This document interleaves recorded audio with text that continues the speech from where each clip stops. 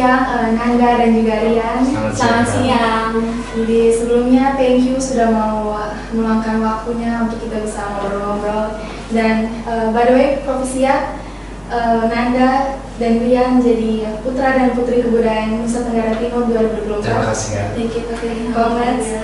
Dan di sini saya dan juga Felicia ditugaskan oleh Pater untuk mewawancari kalian terkait ajang yang baru saja kalian ikuti sebelum lama ini, yaitu pemilihan putra dan putri kebudayaan Nusa Tenggara Timur 2024. Nah, yang pertama kami ingin tahu nih, bagaimana sih perasaan kalian berdua setelah berhasil meraih title sebagai putra dan putri kebudayaan Nusa Tenggara Timur 2024. Mungkin dari Nanda dulu. Kalau dari saya sendiri, kalau untuk pertama-tama sih perasaan yang saya rasakan itu sangat kaget ya, karena dari proses pelatihannya saja itu kan pemilihan untuk finalisnya itu ada beberapa orang, itu ada 3 perempuan sama berapa orang? Ada 5 atau 6. Itu ada 6 laki-laki. Nah, itu H-5 baru dipilih menjadi salah satu anggota untuk putra-putri kebudayaan Nusa Tenggara Timur. Nah, dilihat dari waktunya saja itu pelatihannya saya rasa waktunya cukup singkat ya. Setelah itu kayak kaget rasanya karena tidak menyangka, tidak ada dalam pikirannya saya kalau saya akan menjadi putri kebudayaan Nusa Tenggara Timur tahun 2024. Karena saya rasa teman saya Naya sama Ferry itu mungkin bisa menjadi putri kebudayaan karena dari cara catwalknya juga sudah bagus. Setelah itu dilihat dari yang hal-hal lain juga. Terus perasaan juga itu cukup senang karena nanti bisa membawa nama baik keluarga keluar dari Nusa Tenggara Timur, dan juga perasaan bangga sih untuk diri sendiri. Pastinya bangga ya sama diri sendiri. Kalau dari Rian bagaimana? Jujur saya sangat merasa senang dan juga bangga dan juga kaget karena saya tidak menyangka bahwa saya bisa menjadi putra kebudayaan. Jujur selama proses latihan mungkin saya yang paling banyak salah. Jadi saya merasa bahwa ada teman-teman lain yang lebih pantas daripada saya. Tapi mungkin ada jalan yang Tuhan ingin berikan kepada saya. Sekian. Oke, baik. Jadi yang berikutnya mungkin banyak dari kita atau dari teman-teman yang mungkin belum tahu tentang ajang-ajang seperti ini. Jadi mungkin dari Nanda sendiri mungkin bisa jelaskan apa sih ajang ini, putra dan putri kebudayaan Nusa Tenggara Timur.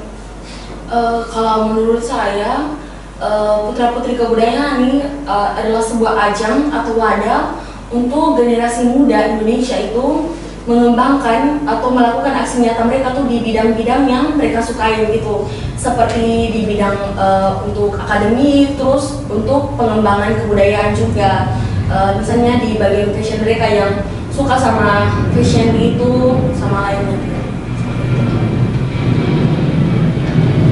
Pertanyaan selanjutnya buat Rian dan Nanda, mengapa sih kalian ingin mengikuti ajang putra-putri kebudayaan NTT 2024 ini? Apakah memang passion kalian ada di situ? Mungkin untuk Rian. Sejujurnya saya tidak berpikir untuk mengikuti ajang seperti ini. Waktu itu saya dipilih oleh Patet untuk mengikuti ajang seperti ini. Pada pelatihan pertama sejujurnya saya merasa sangat bosan dan saya merasa bahwa saya mengikuti latihan ini hanya untuk membuang-buang waktu. Saya pernah memberitahukan kepada Patet bahwa saya ingin mengundurkan diri. Tetapi setelah Patet berbicara kepada saya bahwa ajang ini bukan hanya semata-mata untuk perempuan, bukan berarti jika laki-laki mengikuti ajang ini maka dia akan seperti perempuan. Setelah Pater bersama seperti itu, saya merasa bahwa apa salahnya jika saya mengikuti ajang ini. Saya mulai berlatih dan lama-lama saya mulai nyaman dengan pelatihan. Kalau bisa diulang pertanyaannya.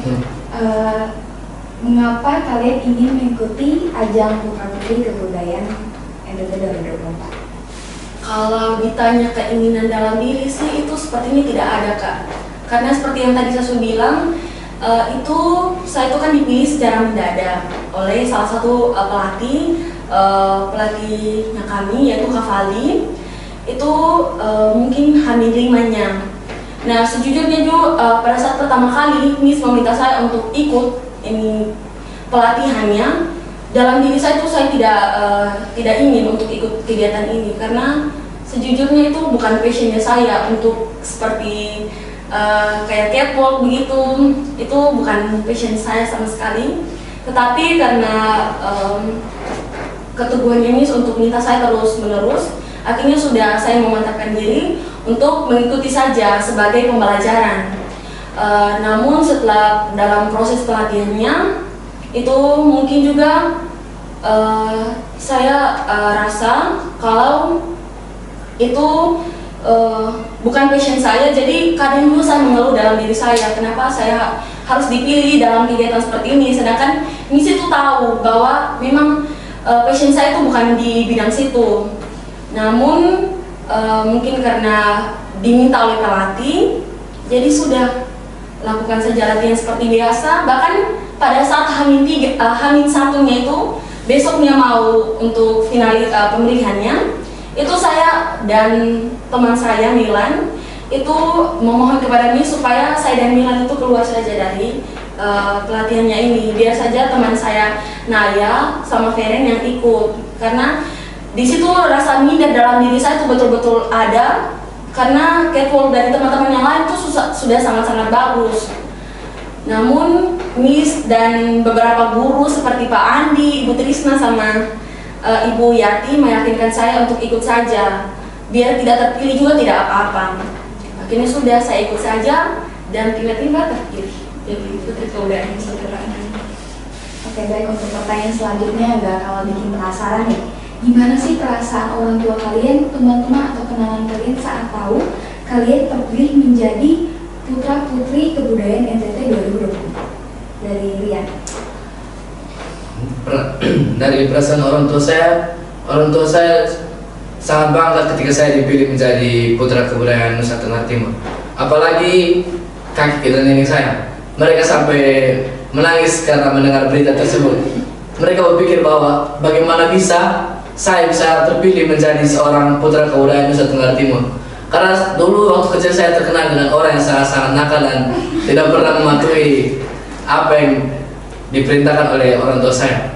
Dan teman-teman saya pasti juga sangat senang karena apalagi teman-teman kelas saya, mereka merasa bahwa saya telah membanggakan nama dari kelas 10B. Pasti teman-teman langsung senang memang Rian tersebut. Oke, yang berikutnya tunggu untuk Nanda dulu. Oh iya, Nanda. Kalau saya untuk perasaan orang tua, sejujurnya tuh saya terlambat untuk kasih tahu ke orang tua kalau terpilih menjadi Putri Kebudayaan. Nah, pada saat itu Pater itu sita HP-nya kami karena kami berbuat kesalahan di asrama. Jadi 2 hari setelah pemilihan Putri Kebudayaan baru saya informasikan ke orang tua dan ke kakak saya. Jadi pertama tuh saya telepon sama kakak, bilang kalau saya tuh terpilih jadi Putri Kebudayaan. Di situ kakak betul-betul kaget, bilang, kok bisa sih? Ini kamu terpilih jadi Putri Kebudayaan, karena kakak tuh tahu betul bagaimana karakter saya di rumah itu. Jadi di situ kakak cukup senang karena kakak bilang kami tuh harus bisa untuk latih lagi untuk kedepannya begitu. Terus kalau orang tua juga cukup senang. Di situ juga orang tua kasih nasihat, bilang harus lebih belajar lagi, terkhususnya untuk cara berjalan atau catwalknya, terus public speakingnya, sama yang terpenting itu bahasa Inggris, karena Bapak bilang kalau di dunia sekarang ini bahasa Inggris itu sangatlah penting untuk komunikasi internasional seperti itu. Terus sama teman-teman juga, sama guru juga kaget dan cukup senang juga seperti itu. Nah, ini pertanyaan khusus untuk Rian. Yeah. Nah, sebagai seorang laki-laki, gimana sih pandangan Rian tentang ajang-ajang seperti ini? Apalagi kan mungkin sebelum ajang ini Rian belum pernah mengikuti ajang-ajang yang seperti pemilihan Putra Putri, ya kan? Yeah. Baru pertama kali. Pandangan Rian sebelum mengikuti seleksi Putra Putri Kebudayaan NTT ini seperti apa? Seperti yang sudah saya katakan tadi bahwa saya tidak pernah berniat untuk mengikuti ajang seperti ini. Bahkan saya berpikir bahwa mungkin mengikuti ajang seperti ini akan membuang-buang waktu saya. Masih ada banyak hal yang yang mungkin bisa mengembangkan bakat saya. Bahkan Pater juga sendiri yang mendukung saya untuk mengikuti ajang seperti ini. Pater selalu mengatakan bahwa ajang ini bukan hanya untuk perempuan tetapi untuk laki-laki. Karena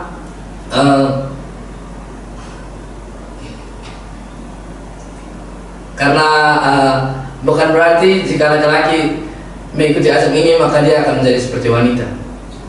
Terus setelah berhasil menjadi seorang putra kebudayaan NTT,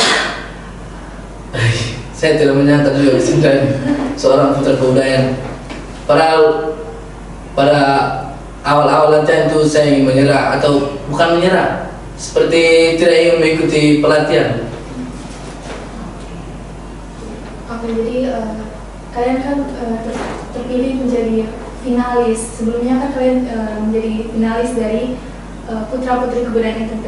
Nah, pada saat kalian telah terpilih menjadi finalis atau peserta nih, hal apa saja yang kalian persiapkan sebelum hari H pemilihan putra dan putri kebudayaan NTT? Yang sebelum hari H itu apa saja yang kalian persiapkan? Mungkin dari Nanda dulu. Kalau untuk pelatihannya itu mulai dari catwalk. Nah, betul-betul itu kakak-kakak pelatih itu betul-betul fokus untuk pelatih untuk kami catwalk, karena menurut pandangannya itu bahwa kalau kita punya catwalk bagus itu bisa meningkatkan kita punya kepercayaan diri. Terus setelah itu kakak-kakak juga sampaikan bilang harus latih untuk public speaking, karena untuk biasanya kalau finalis di ajang yang lebih tinggi lagi itu public speaking yang kita sampaikan itu merupakan gagasan utama untuk penilaian dari dewan juri seperti itu. Terus juga jaga kesehatan, karena kesehatan itu kan sangat penting ya teman-teman, seperti itu. Nah, kalau untuk menjaga kesehatan itu seperti apa kalau dari Nanda sendiri? Kalau dari saya sendiri itu karena saya tinggal di asrama, jadi seperti makan teratur. Terus kalau misalnya sebelum tidur itu harus minum susu dulu supaya meningkatkan kita punya daya imun dalam tubuh seperti itu. Jadi kalau dari kalian bagaimana? Jadi yang kami persiapkan itu yang pertama, yang paling penting itu belajar tentang kebudayaan yang ada di Nusa Tenggara Timur. Karena di kegiatan putra-putri kebudayaan ini ada pertanyaan-pertanyaan yang akan muncul pada saat sudah di panggung. Juga seperti yang dikatakan Nanda tadi, menjaga kesehatan. Pelatih kami selalu mengatakan bahwa waktu sedikit apapun harus dimanfaatkan dengan baik untuk istirahat, karena itu akan berguna bagi kegiatan-kegiatan yang akan kami lakukan setelahnya. Jadi berarti kesehatan itu sangat penting. Oke, kemudian kalau boleh tahu kalian ini sudah menjalani pelatihan dari kapan? Sudah berapa lama? Kalau untuk ditanya sudah berapa lama, itu kalau untuk saya sendiri sekitar 2 minggu, karena kan saya dipilihnya pertengahan, jadi itu sekitar 2 minggu dari hari H pemilihannya seperti itu. Kalau dari kalian sendiri mungkin? Sedangkan saya sudah 1,5 bulan lebih latihan bersama dengan kakak pelatih. Berarti bisa dibilang waktunya juga tidak terlalu lama ya, Ya. cukup singkat. Ya, jadi betul-betul itu kami harus memanage waktu tuh sebisa mungkin, supaya karena kita juga kan masih dalam proses pembelajaran di sekolah, jadi ada juga kalau kita harus kerjakan tugas, terus ini pulang dari latihan harus istirahat, terus belajar lagi untuk misalnya kalau besok ada ulangan atau apa begitu. Persiapannya betul-betul di situ kita harus diminta untuk memanage waktu itu sebisa mungkin. Oke, jadi dari proses yang sudah kalian jalani ini, kita ingin tahu nih apa saja hal-hal positif yang kalian dapatkan selama perjalanan kalian sebelum nanti akan mengikuti ajang tinggi yang lebih tinggi lagi. Kalau dari kalian? Kalau dari saya dampak positif ya, dari gaya berbicara atau public speaking. Dengan mengikuti ajang ini saya berlatih public speaking, dan juga belum lagi di saat pelatihan-pelatihan kami ini seterusnya untuk persiapan ke acara nasional nanti kami akan dilatih public speaking dan juga gaya berbahasa Inggris yang baik dan benar. Kalau dari saya itu mungkin dari kalau dibilang kalau untuk public speaking menurut saya itu bukan hal yang biasa lagi ya, karena seperti yang kita ketahui kan di SMA 1 Anglo Shansen selalu ada literasi. Nah itu kan meningkatkan kegiatan public speakingnya kita. Kalau menurut saya hal positif yang saya dapat itu adalah untuk yang pertama itu cara berjalan. Setelah itu kerja sama tim seperti itu. Jadi betul-betul kakak-kakak itu minta juga ke kami supaya walaupun di sini kita tuh bersaing, tapi bersaingnya secara sehat. Jadi walaupun kita mau bersaing, tapi harus ada rasa persaudaraan lah dengan teman seperti itu. Setelah itu juga ini harus membangun komunikasi yang baik juga dengan teman-teman sekitar supaya terciptanya hubungan yang baik. Karena menurut saya kalau misalnya untuk ikut ajang-ajang seperti ini, kalau tidak mempunyai teman komunikasi yang baik itu saya rasa kita punya mental akan down seperti itu. Terus juga sama catwalk begitu.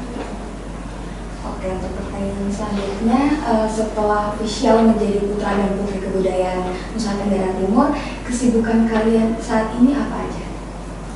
Jadi kesibukan kami saat ini adalah berlatih. Kami setiap satu minggu kami berlatih 2 kali, yaitu pada hari Senin dan Rabu. Situ kami akan berlatih catwalk, dan juga mungkin 2 minggu lagi atau 1 minggu lagi kami akan berlatih tentang public speaking dan juga bahasa Inggris. Ada yang ingin ditambahin? Kalau bisa diulang Kak ini. Kesibukan saat ini? Kalau kesibukan yang seperti saya bilang tadi, kalau sekarang itu kan kita masih lakukan pembelajaran di sekolah, belum masa karantina. Jadi kalau kesibukan dari pagi hari sih itu seperti biasa untuk sekolah, menerima pelajaran di sekolah. Setelah itu pulang sekolahnya 2 minggu sekali pada hari Senin sama Rabu itu. Nanti pulang sekolah sekitar jam 4 sampai jam setengah 8, lakukan latihan di studio. Setelah itu kalau misalnya pulang itu sempatkan waktu untuk belajar lagi tentang kebudayaan, sama belajar lagi untuk pelajaran besok di sekolah. By the way, kalau boleh tanya nih, nanti untuk ke tingkat nasionalnya kalian berdua akan kemana nih untuk melanjutkan?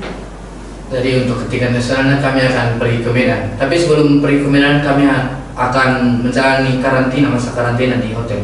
Oke.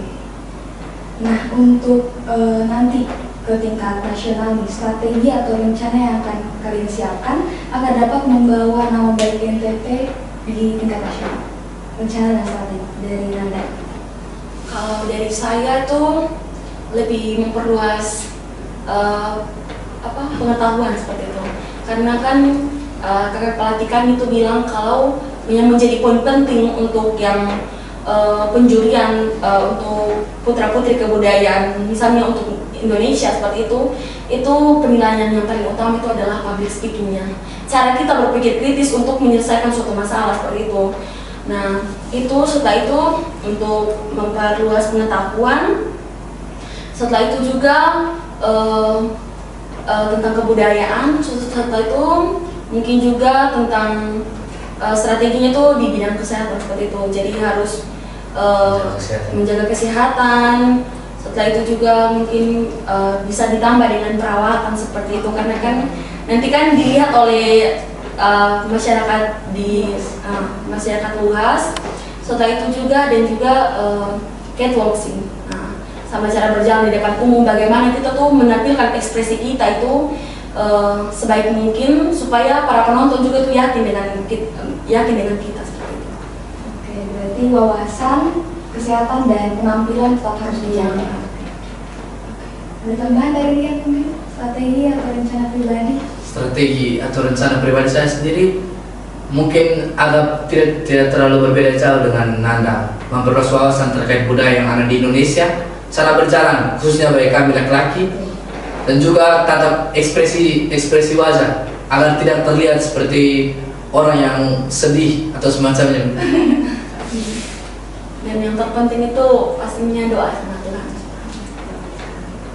Oke, jadi berikutnya berikutnya kalian akan mengikuti yang ajang nasionalnya itu akan diselenggarakan di Medan.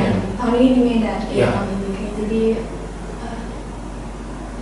semoga berjalan dengan lancar. Amin. Bisa membawa nama sekolah, NTT, bisa mengharumkan nama NTT ya, terutama sekolah kami. It's the first time mengikuti ajang seperti ini. Ya. Oke, jadi thank you Nana dan Rian. Iya, sama-sama. sama-sama. Good luck. Iya.